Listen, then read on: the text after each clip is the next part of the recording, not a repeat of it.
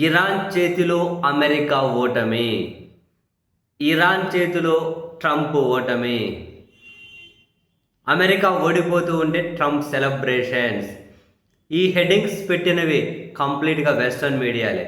The Guardian, New York Times, the అట్లాంటికా news, వీళ్ళు పెట్టిన హెడ్డింగ్స్.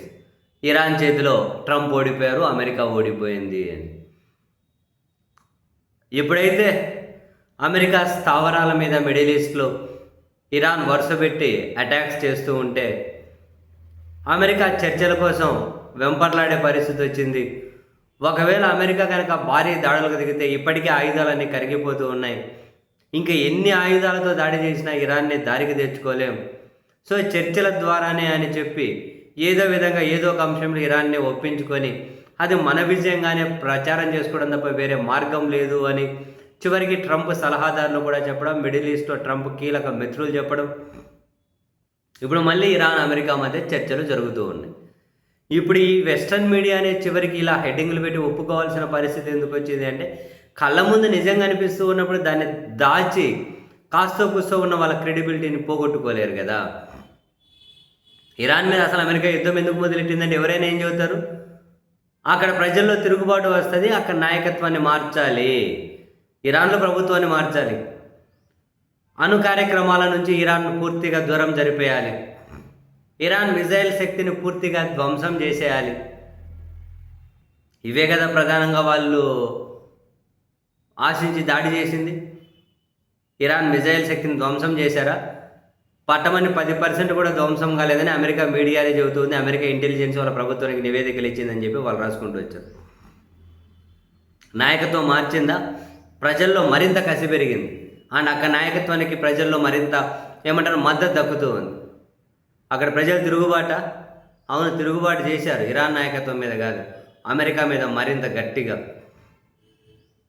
వాళ్ళని అన్ని కార్యక్రమాలకు దూరం చేశారా? రవ్వంతా కూడా దూరం చేయలేదు.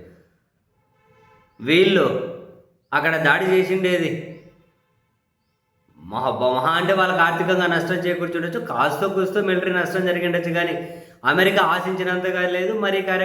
మరీ ముఖ్యంగా వాళ్ళు శుద్ధి చేసిన యురేనియాన్ని అయితే వీళ్ళు ఏం చేయగలిగారు? వాళ్ళు ఎక్కడో పర్వతాల్లో దాచారు. అమెరికా దగ్గర మొత్తం మామూలు ఆ పర్వతం మీద వేసినా ఏమీ చేయలేరు. ఇక క్షేత్రస్థాయి యుద్ధానికి వెళ్ళాలి. అమెరికా తట్టుకోగలుగుతుందా? ఇరాన్లోకి వెళ్ళి అది ఇంపాసిబుల్. ఇరాన్ మీద అమెరికా దాడి చేసి మొదట వాళ్ళ సుప్రీమోని అందరినీ చంపేసిన మరుసటి రోజే మన దగ్గర ఒక క్లియర్గా వీడియో చేసాం మనం. ఏమని? ఇంకా 10 సంవత్సరాలు ఇరాన్ మీద అమెరికా యుద్ధం చేసినా ఇరాన్ గెలవలేదు, అల్టిమేట్గా అమెరికా వెనక్కి వెళ్లాల్సిందే అని. ఈరోజు పాశ్చాత్య మీడియా హెడ్డింగ్లు కూడా అవి. ఏదో ఇంకా మేకపోతు గాంభీర్యం అంటారే, అవి ప్రదర్శించుకుంటూ పోతూ ఉంటారు. అమెరికా అధ్యక్షుడు భలే కామెడీగా మీ సంగతి తేలుస్తా తేలుతా ఏమి ఇది ఒట్టి స్టేట్మెంట్.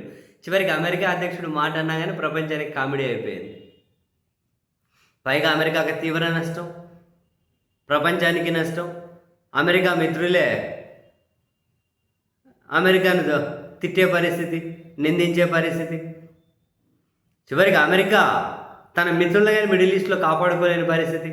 తన సైనిక స్థావరాలనే తను కాపాడుకోలేకపోయింది, ఇంకా మిత్రుల కథ పక్కన పెట్టి.